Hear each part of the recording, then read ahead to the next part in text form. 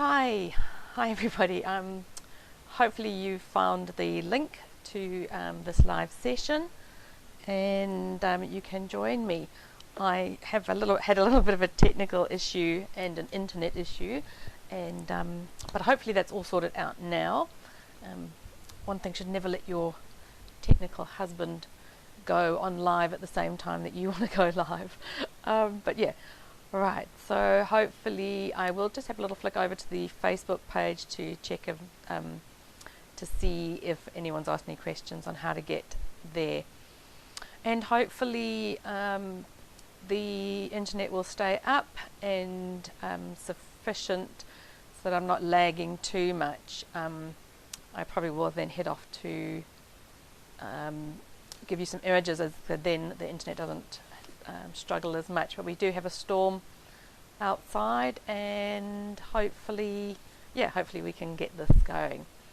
So just bear with me for one moment where I get my picture all set up for us. And hi, day one. I'm Sue Pennington. I think if you managed to catch Liz live today on the Facebook, and so I'm going to take you through some of the patterns and then discuss some of the concepts, and if you have any questions, there was one question, I will answer that question as we go along. If you do have any other questions, there is a little comments field that you can add some comments, and I can read them here as I am talking and hopefully answer them during the session. And if you are joining me live, it's always nice that they're not completely talking to myself, although I've got quite used to that. But if you want to pop in the comments and say hi, that'll be lovely. I do it slightly different from Liz, as in using the YouTube. This is so that I can show you images, and as we go along. I can't share images if I do it on Facebook Live, but I can in here. So without further ado, I'm going to head over to, and there we go, and we just need to modify that slightly so it all fits in.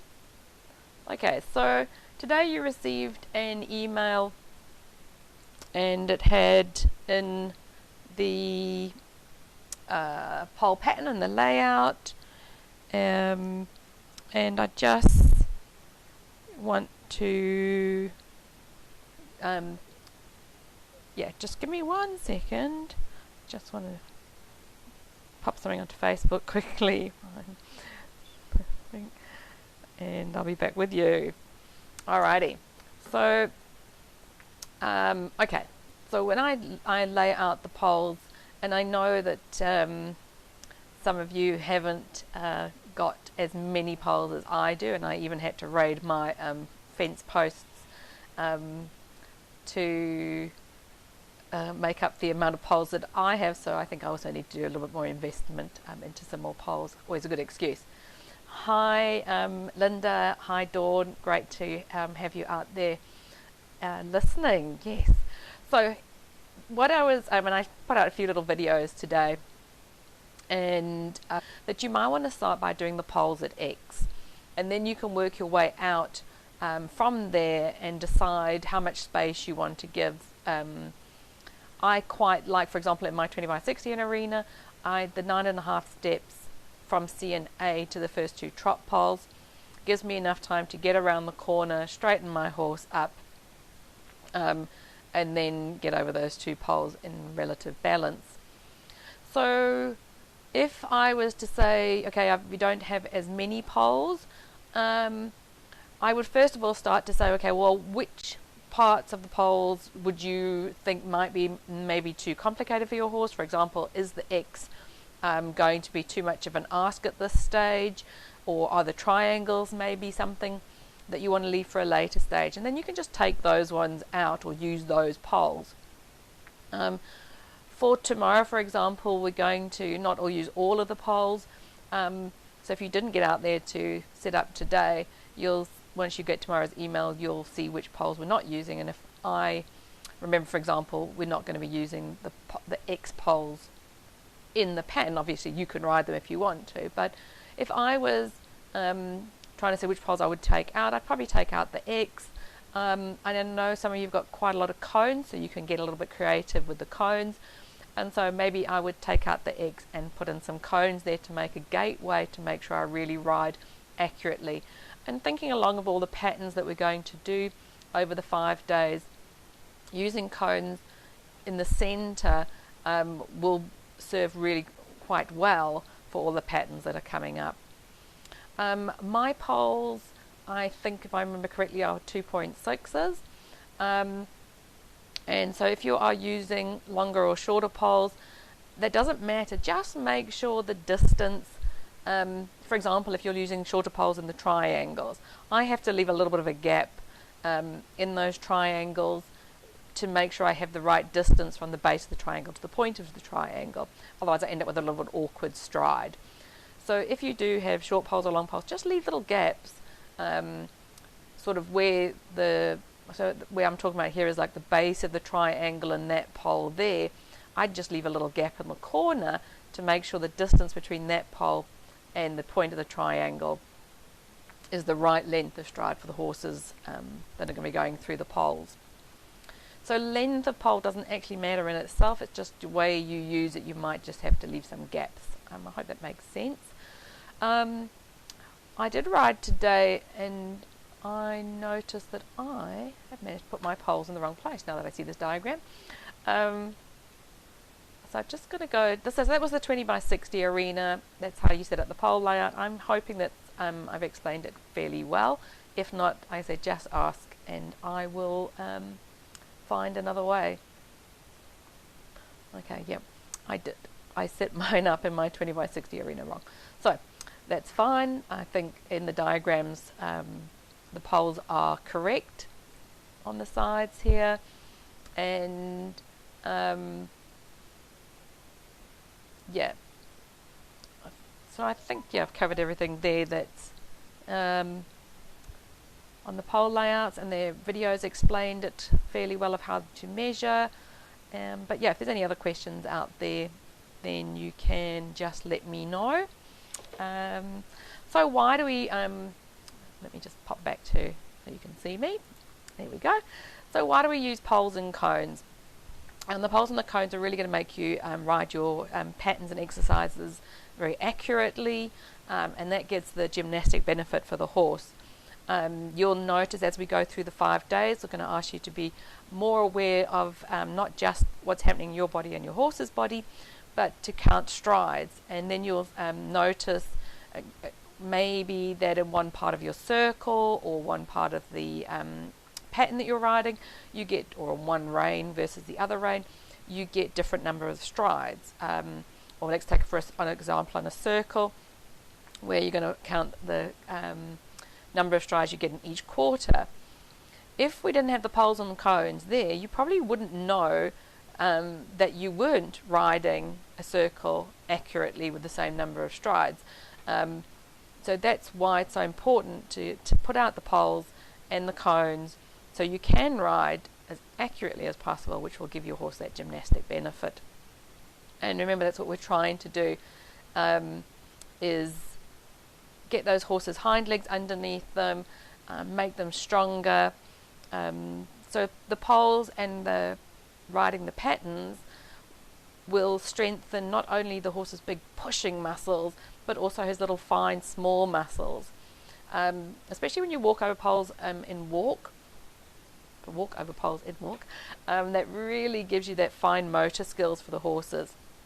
So that's another reason why we want them to be as accurate as possible, and get the horse to then support his joints and ligaments and tendons. And with that, the idea of having a horse sounder for longer. I love that's a word I came across recently, and I call it prehab. So we all understand rehab. Horses had an injury or coming back into work, and you rehabbing the horse, making him stronger, strengthening the weaknesses. Prehabbing is if you're not necessarily having an issue, but you're creating an exercise program and a training process that will strengthen your horse so that you don't have to do rehab. So I really like that word prehabbing as both. So whether you're rehabbing, prehabbing, we want to strengthen our horses, so that they are able to carry us and do the disciplines and the things that we would like them to do.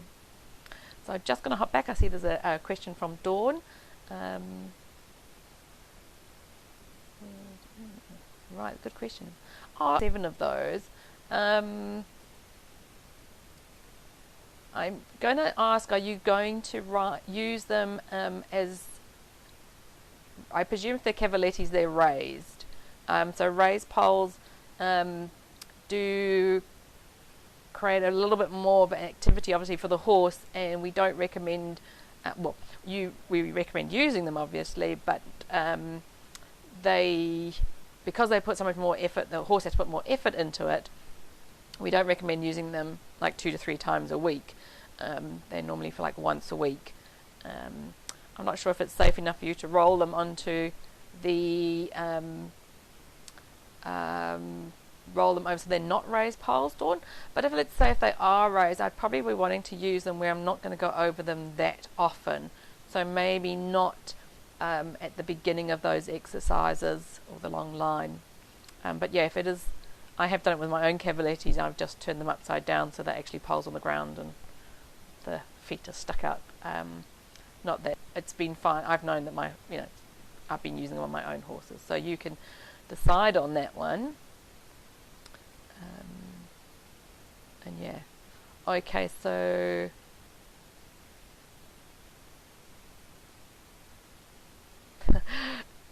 right, yes, Linda. Maybe I'll have a look tomorrow when I go out to the North Shore Riding Club to see what your setup is in the jump arena. How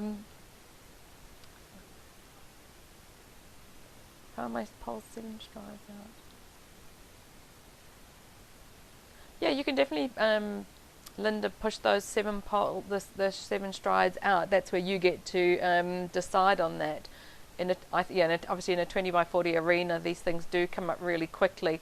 And sometimes I try to set that up in my own arena to get a feel of what it would be like for a rider who's got a 20 by 40. And I think I also originally had 3 poles in, and I took 1 away for that reason.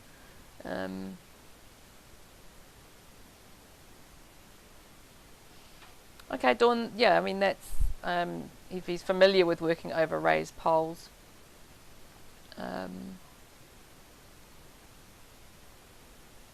Yeah, I mean, the lower they are, the more often you can ride over them. It's just a recommendation. Again, it depends on the horse.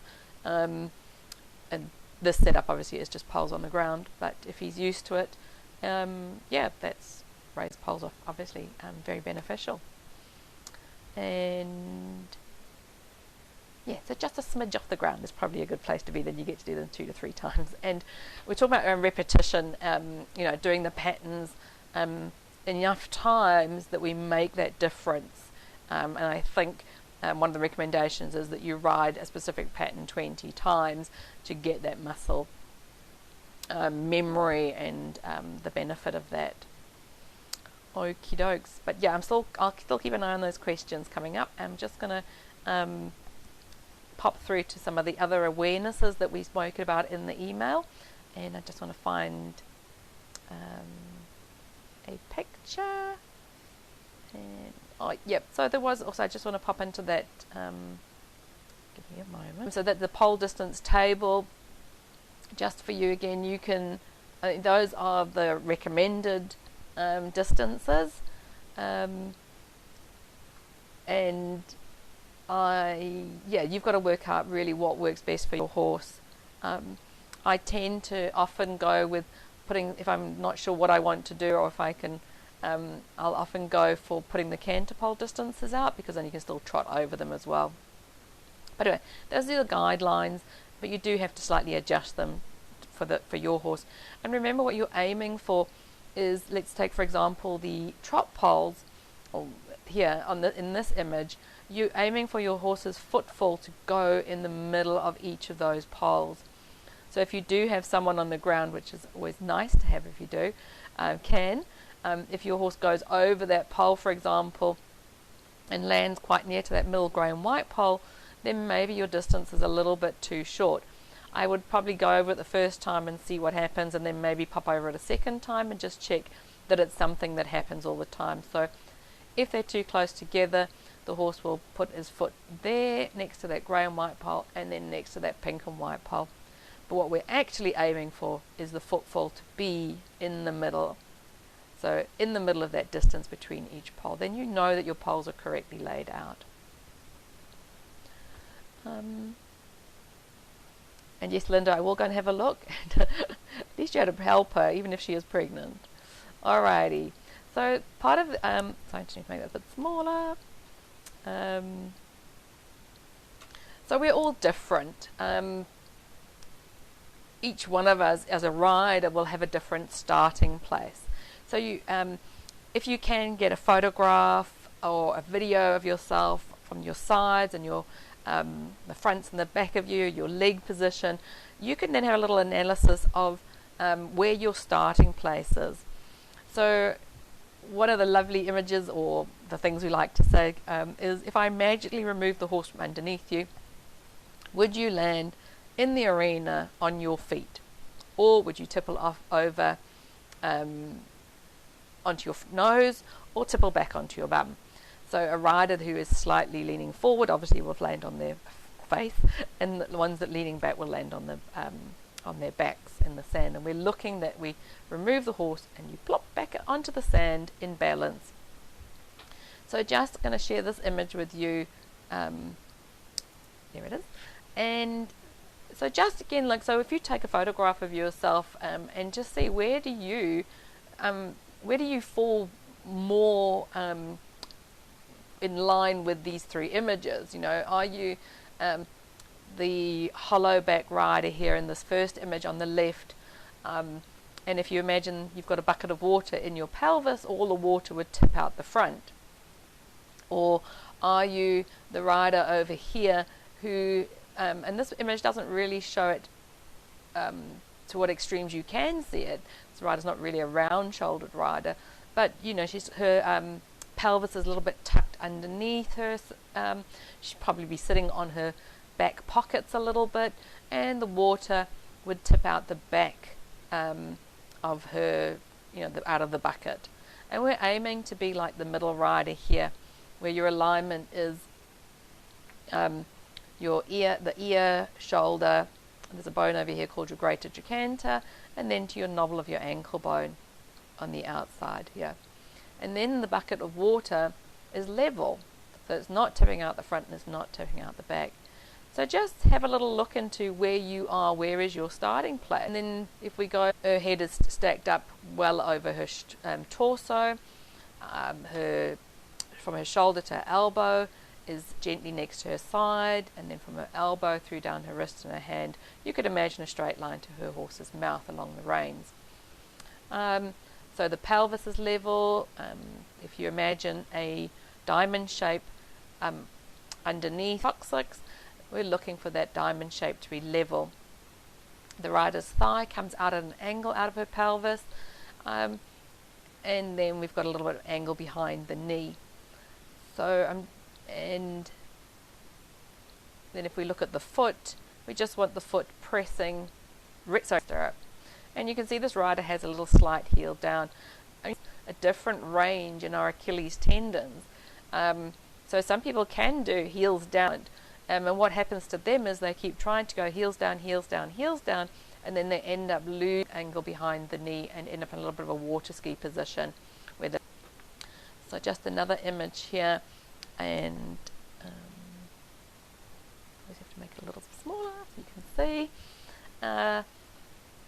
So again, we've got a thigh that comes out at an angle, joint, a little bend behind the knee, and then a calf and a relatively level heel there. And that, again, like I said, that's what you're looking for as a rider. So have a little, you know, if you can get some photographs still, even if they're just still ones, or go and have a look in the mirror and see how do you compare most of the time. Often I see in some riders in walk they'll lean back, but in trot they get better alignment. Sometimes if a horse is a little bit slow in the walk, they'll tend to lean back, and that'll be like a little bit of a driving seat. So just check in, where is your starting place, because we're all going to be different. And yeah, I just want to have a little see what else so that's you from a rider perspective. And again, looking at the pelvis area, is 50% of your weight on your right hand side of your body, is 50% over your left side of your body. And then let's have a look at the horse. I used, when you're riding around, your awareness, what we asked you to do is your horse able to stay on the railway lines? Do his right leg stay on the right hand side of the railway tracks and his left leg stay on the left hand side, and his spine over the centre of the railway lines? If you find your horse is a little bit wiggly and all over the place, it's a great image to think about, is where is his legs on the railway lines. And then have a little think about where you are as well.